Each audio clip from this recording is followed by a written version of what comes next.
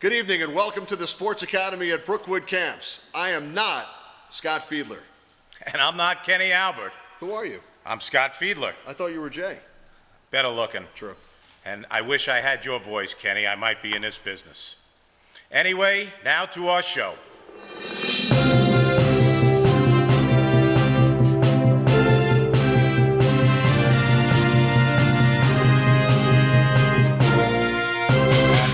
This is the first live studio audience that I've ever been in front of. So can we get some claps for Kenny Albert? It's unbelievable. I don't want you to be nervous, Scott, with the studio audience out there. I tell you, Kenny, how's the heartbeat? I'm very nervous with the studio audience. But then again, spoke in front of a lot of people, so I'm actually a little more comfortable, I think, right now than just looking into a camera. Well, I'm a little nervous because I see a legend in the studio audience named Chris Cummings, who I first met when I was 11 years old at Kutcher Sports Academy, and he was the best shooter on the basketball court that I've ever seen. One of the great hires I've had here. He's done an unbelievable job with our basketball program, but he will tell you that I did drop 50 on him at the KSA Fieldhouse back in the day. That's impressive. Come on, Chris. That's impressive if it's true. It's true.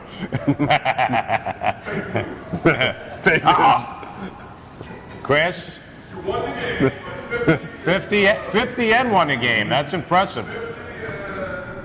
Anyway, it's funny, so I could tell the studio audience that it's very funny that Kenny and I go way back when Kenny was at the NYU radio doing basketball games, and at the same time, unbeknownst to either one of us, I was playing for a school, Washington University in St. Louis, and we played NYU in a brand new conference at the time. It was a really exciting time. Part of the reason I chose WashU was because of the new conference and getting to play across the country and all that. How did that work out for you and the radio gig? You know, was that pretty exciting for you guys as well? It was great for us because we got to travel to these other cities. It was a Division III program at NYU, as you know, like WashU, and normally in D3, you only play teams in your region, so everything's a bus trip, but we went to St. Louis to broadcast games at WashU, Chicago, Atlanta for Emory, Brandeis up in Boston, University of Rochester. The only time I've ever been, and I've been to St. Louis probably over 100 times, the only time I've been up to the top of the arch was during our trip to broadcast the game, the NYU-WashU game. Funny story about Rochester. I always thought they had a great gym. They were the Yellow Jackets, right? Everything was yellow and blue, similar to your shirt now. But Coach Neer. Coach Neer, and it was an intimidating home court advantage. Yes. But for us doing the radio, we had to bring our own equipment. We didn't have tech, you didn't have a studio like this. We didn't have engineers and technicians like you do here at Brookwood. We had to set up our equipment and plug it into these phone lines and make the connection with the radio station. During this trip to Rochester, the equipment didn't work for whatever reason. It didn't work. We plugged it in. We made the 5 or 6 hour trip. That's Rich Ackerman's fault. It probably is. Yeah, okay. We made the trip up to Rochester and nothing worked. We actually had to broadcast the game into a phone, and we didn't have cell phones back then. I was going to say, talk about a different time. A real dial-up phone, and rotary phone. We plugged it in. We got the connection on the phone, which we couldn't get with our equipment, and we had to actually do the play-by-play of this game at Rochester, handing the phone back and forth to one another. I would have. So that's my memory. I would have loved to get clips of that one, Kenny. That's unbelievable. The question I have for you with the league, and what really impressed me through the whole Division III thing, I got recruited by different schools, and to me it was unbelievable. I coached Division I at Wagner College, and to be honest, we traveled better when I was at Washington University. Right. We stayed in Marriott Marquis. We stayed in the downtown at the World Trade Center back in the day when we went to New York. Was it the same for the broadcast, the radio for you guys? Did it was. Travel with the team? We would usually travel with the team for the most part, and I didn't go to all the cities in the league, but I went to about half of them, and we would stay in those similar hotels and fly with the team and travel on the bus with the team. So it was almost a bonus because when I started college in '86, the league didn't exist the year before that. And then the UAA was formed, and we got to go to all these different cities. So it was great for us as student broadcasters. And on that NYU team was a famous actor now. He played point guard against us. Oh, Dwayne Martin. Dwayne Martin. Yeah. So you know, as big as Kenny and Rich have gotten, it's amazing that the point guard is a movie star in that. He was in White Man Can't Jump, the movie with Woody Harrelson. Sure. He once slept on a futon in our room, by the way, in our dorm room. He once stepped on a futon in my room as well when they were traveling before Coach Nessie had bed checks, I guess. Yeah, no, he was a good friend of ours back then. I haven't heard from him or seen him in a while. I've spoken to him once or twice. You know, big Hollywood guy. So it's amazing how many people were in that environment at that time that just have risen to great success. Myself not included in that. So you know. Well, Terry Tarpey, who was one of the stars of those NYU teams, he actually has a son that went on to play D1 for William and Mary and plays overseas now. So now we're getting into the second generation. It's amazing. I'm hoping that one of the little guys in the studio here could do that for me, you know, and get into the second generation. He's semi-applauding us over there, but I'm not sure. He's busy reading. He's busy reading. He's checking out the autograph he got from you earlier. So the book was more valuable before I signed it, by the way. Well, I've asked a few of them if they wanted me to sign it, and I've had no takers. Well, they know you'll be here for another couple of weeks. I don't think that's what it is. But tell me a little bit, you know, about now the industry. You know, you've done the Olympics. You've gotten to the highest level as far as I'm concerned with the industry. And I guess tell a young, you know, these guys all are interested in, hey, how could I get there? You know, I mean, obviously, I would assume there's a little bit of luck involved, but, you know, as I tell people, I think it's a lot of networking that really goes into it. Of course, you have to have talent, you have to be good, but could you just tell us a little bit about, you know, what they might want to do to get to that next level, these young kids? All those things you mentioned, Scott, networking, luck, talent, it's all part of it. But as I told some of them earlier, having an opportunity like this unbelievable studio that you guys have, some of these kids are 9, 10 years old, and others their age might not get to sit here in this seat as many of them did earlier until they're in college. So to get such a head start, get as much experience as possible, whether it's here, whether it's in junior high school, and college, and try to get as many reps as possible, and also watch other broadcasts, watch games on TV, listen to the announcers. That's where you get a lot of your ideas and your phraseology from. But just having the opportunity to sit in this chair, as they did with us earlier today, is a huge opportunity for them. Is there anything you would tell them, so to speak, outside of sitting and doing games? You know, is there somewhere to maybe, you know, now with YouTube and all these things, I mean, they could watch, I guess, old broadcasts. They could, you know, learn some of the things that need to get done. Is there something else you would tell them other than just sitting? I mean, to me, the greatest part of this program is it's a public speaking thing as well. You know, I think one of the hardest things you have as a young kid, I mean, I know, boy, I could public speak now, it's not a big deal. But if you asked me when I was 11 years old, I would probably be the kid going, you know, I don't want to do this report. That's a good point. And I think this is a big help with that as well. What could you know, again, what else could they do to get to the next level, so to speak? What I hear, and again, you and I are the older generation now, but apparently kids that play video games do their own announcing sometimes, and listen to the announcers on the video games, and that's a big part of it as well. But YouTube, video games, watching other games on TV, also doing a lot of reading to keep up with the subjects, the various sports leagues and teams, if that's what they want to get into. But really getting the reps, the more practice, and that's a great point you made about the public speaking, because when else would they have the opportunity to do that? Greatest thing you could ever learn, as far as I'm concerned, as well. And you know, I hope they all take advantage of this. I hope they took advantage of meeting you and that stuff. And thanks for coming, as always, man. Sure. I really appreciate it. Great to be back. And this is year 3. Year 3. And, you're awesome. We appreciate it. Hopefully it continues until some of these guys are working in the industry. Exactly. Until I'm 6 feet under, we could do that. We like you 6 feet above. Some questions from the audience. This gentleman to my right. Thank you. So, Kenny, what is your favorite sport to broadcast and why? I get that question all the time. I really love them all, to be honest. Growing up, when I was your age, hockey was probably my favorite sport. Played hockey a little bit. Wasn't very good, but enjoyed playing. Always wanted to broadcast hockey on the radio. That was my goal, and that was my first job. right out of college. I was fortunate to get a job with a minor league hockey team called the Baltimore Skipjacks, and started with football a couple of years later, basketball and baseball as well. Love going to the different stadiums and arenas in all sports, and really whatever season it is.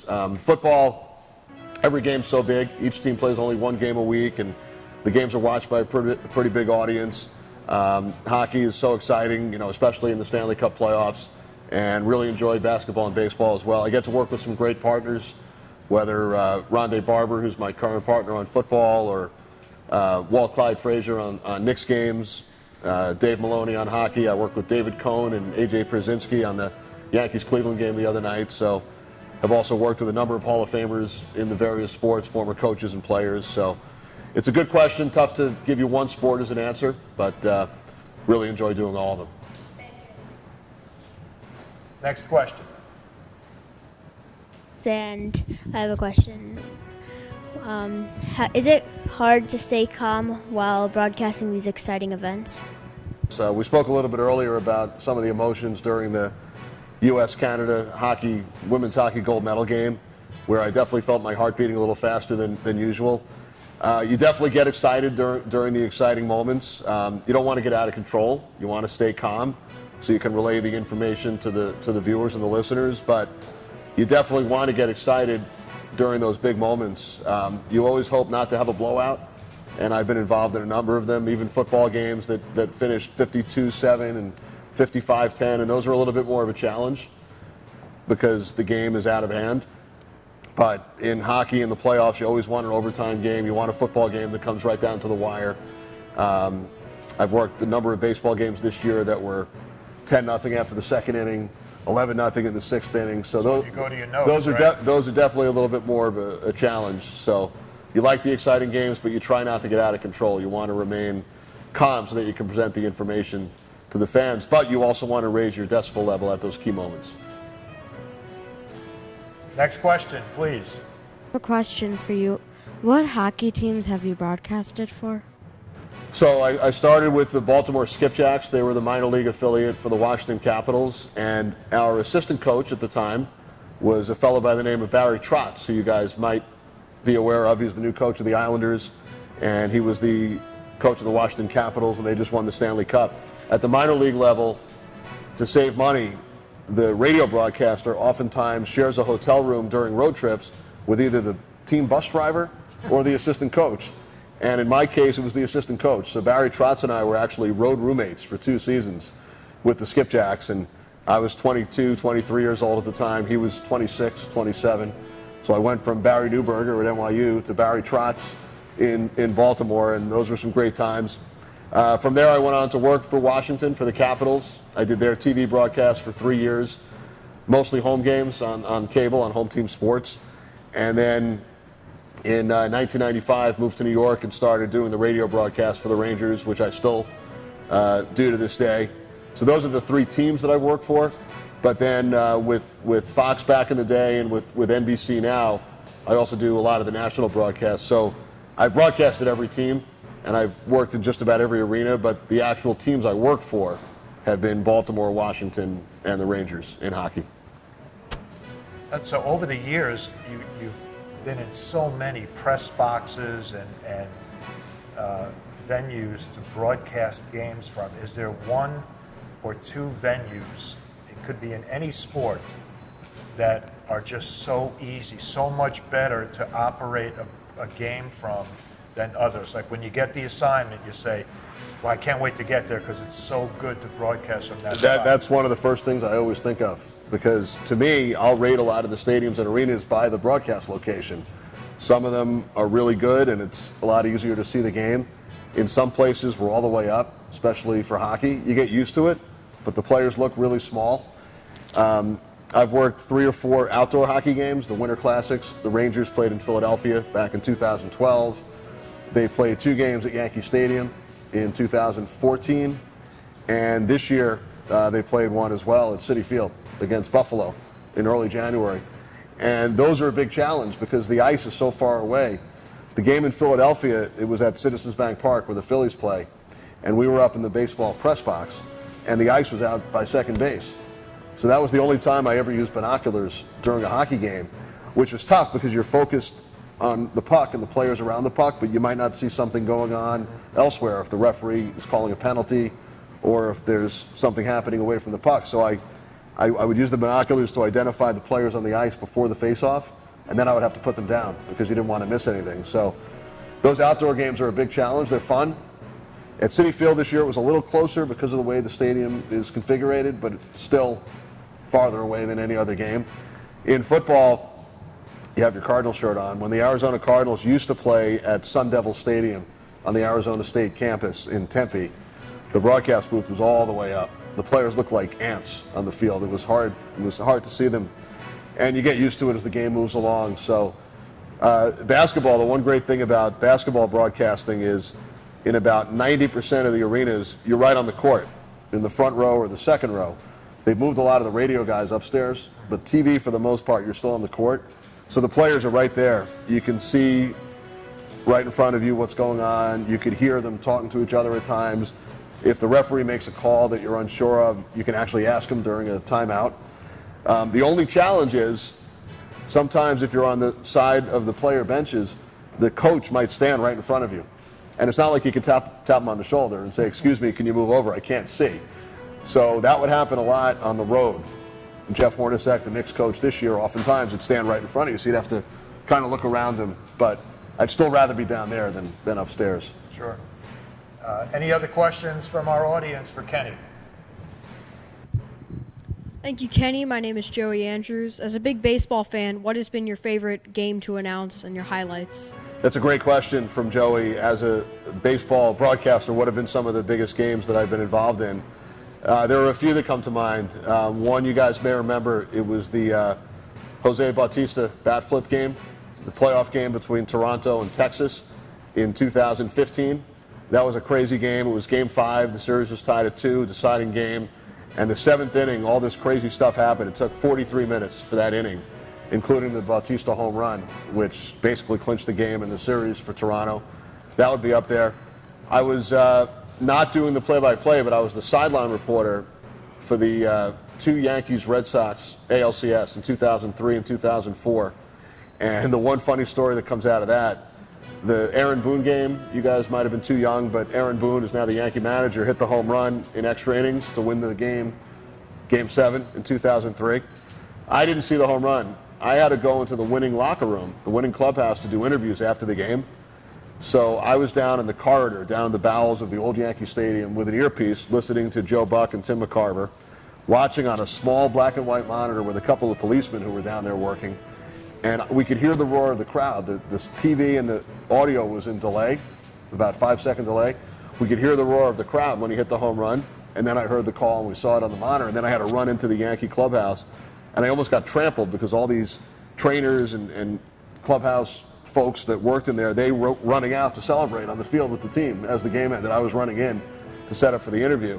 And it was about 1 in the morning by the time we got finished with the interviews. It was an 11-inning game, 10 or 11 innings. Yankee Red Sox games always go long. It probably started at 8:30. It went forever. So I was down on the podium interviewing Joe Torre and Mariano Rivera and some of the players, and Jackie Autry. Mrs. Autry gave out the trophy, the American League trophy. So I threw it back up to the booth, and they signed off. They had to get to the late local news at like 1 a.m. Out of the corner of my eye, I see Mayor Bloomberg, who was the New York mayor at the time, Michael Bloomberg, standing right to the side of the podium. And I could tell he probably wants to be interviewed here on national TV. But we were off. We were done. So his public relations person, a young man, comes over to me and whispers, "Do you mind interviewing the mayor?" And I said, "I'd love to, but we're off the air." They went to the local news. He then said to me, "Can you fake it?" So his PR person wanted to save his job. So I said to the camera person, "Can you put your face next to the camera and make it seem like we're actually doing this interview, even though we weren't?" So Mayor Bloomberg comes up, and I didn't want him to think, we didn't want him to know that it wasn't really on, but I also didn't want him to think that it was live. So I said to him, "By the way, this is being taped," so that he knew that it wasn't live. And we did a 5-minute interview, and I asked him questions about growing up in Boston. His mom was a Red Sox fan. He's now the mayor of New York. Asked him about the game and the series. knowing that this interview wasn't going to be seen by anybody except the 3 people standing on the platform. And I hopefully we saved the job for his PR person that night. So that was a memorable game. In 2010, I worked a game between the Mets and Cardinals in St. Louis, which went 20 innings. And that could be a challenge for the announcers who don't really have a lot of time to go to the bathroom, if they have to go to the men's room or the ladies' room.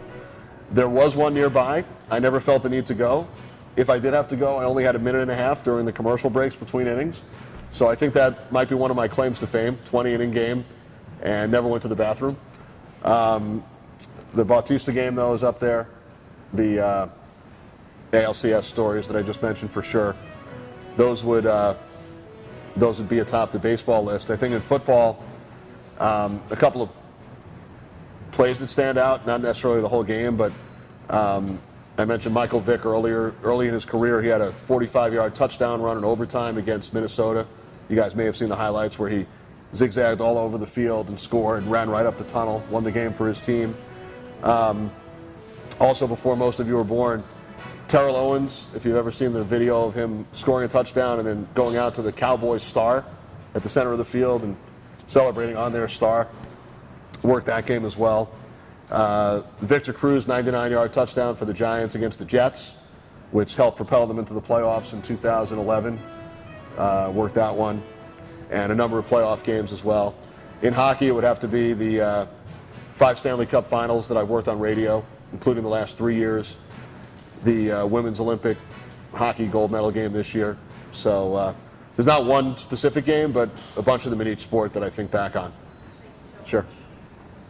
So going back to that Yankees-Red Sox thing, you're waiting for the game to end. So I was. You don't know which team is going Right. to win. So are you preparing questions for 2 different groups? Yeah, of people? absolutely. That's also one of the more challenging. I'm not used to being in the interview role. I've done it on and off, at different times, but it's never been my main role. But for that series, I was asked and was honored to be one of the sideline reporters. So during the game, I was down like in the camera well, where you see the cameramen, the photographers next to the Yankee dugout. So I had a great seat for the game, right by first base. And they would come to me for a couple of reports during the game.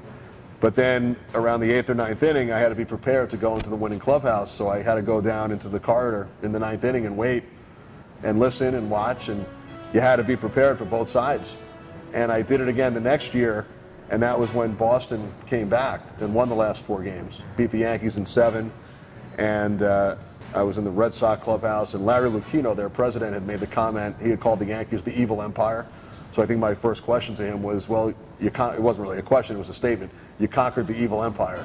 So I tried to work in what he had said prior to the series, and that night interviewed a number of the Red Sox players, and it was kind of surreal. They were out there celebrating on the mound, and nobody was in the stadium. It was the visiting team celebrating, and they had made a historic comeback from 3-0 down. So had the opportunity to do that those 2 years, and then again in 2009. So, Kenny, in your career in broadcasting, what has made it feel so special, and how long have you been doing it? That's a great question. I've been doing it professionally now for 28 years, since 1990. Also in college prior to that for 4 years. And what's made it so special is it's a lot of fun. There's a lot of work that goes into it, work and travel. Long hours. Started with Scott Fiedler's games at Washington University, right, Barry? That was his first thing. I was talking We earlier. were all there. I was Yes, talking earlier yes. about having to write to the other schools for the rosters, and I don't recall Scott's name on the roster from WashU.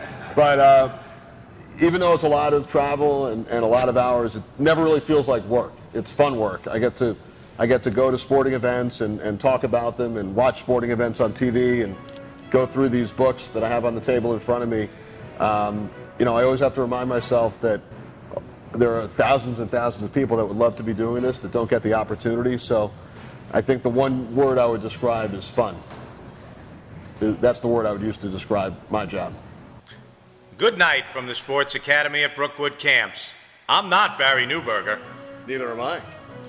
nor Jay Fiedler, Neither am I. nor Andrew LePere. Who's that? That guy. Ah. Neither are you, right? Nope. But I am Scott Fiedler, and we'll see you all again tomorrow for another terrific day of camping.